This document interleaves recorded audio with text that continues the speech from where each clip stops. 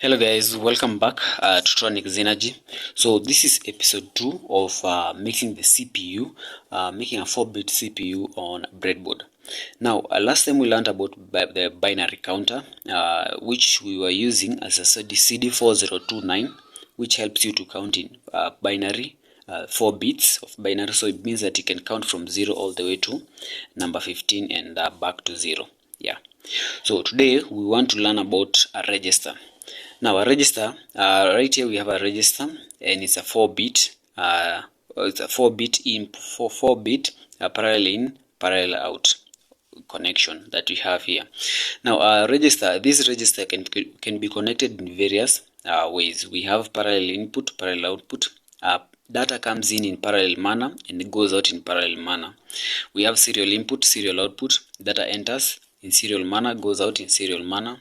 You have serial input, parallel output, serial manner input, parallel manner output, and the last one we have a parallel input, serial output. Data enters in parallel manner like this one and goes out in serial. So here we have four pins or 4 wires for input and 1 wire for output, because serial data enters like this. So if this is a pin, now the data enters in like this. 110 enters 1 bit at a time in every clock pulse. Yeah, so this one comes out as the output if it's the output. Also in the input you enter data like this in a serial manner. You don't enter it in parallel like what we have here. But in our case we are going to deal with the parallel input, parallel output. Yeah, if you want to learn about how to connect the IC in these various ways, I'll put a link in the description. I did a full playlist on how to connect the register in various forms. You can go there, learn how to connect it, and all will be good. Yeah. So so here we have a parallel input, parallel output. Data from the output of the CD4029 counter enter as inputs. These enter as inputs, and these is the output.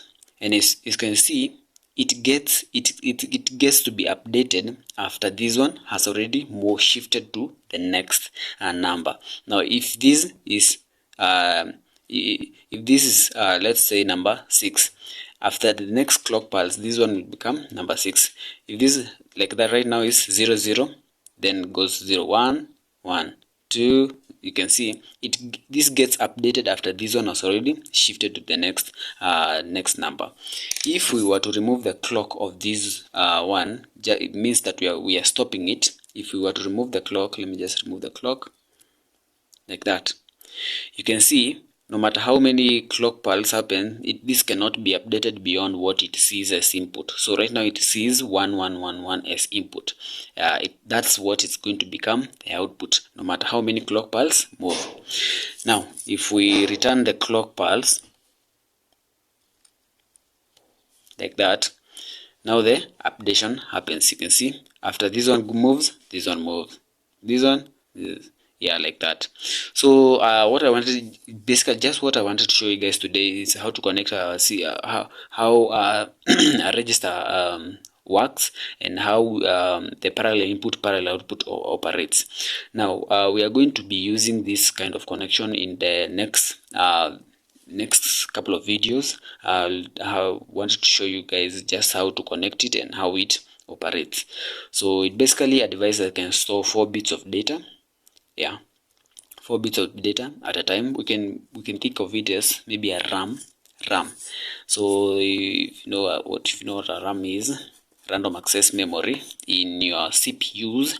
So once you power this thing up, it's going to be storing bits of data, but it's temporary. Once the power is out, it cannot store the data initially. So it means that we can think of it as RAM. Yeah.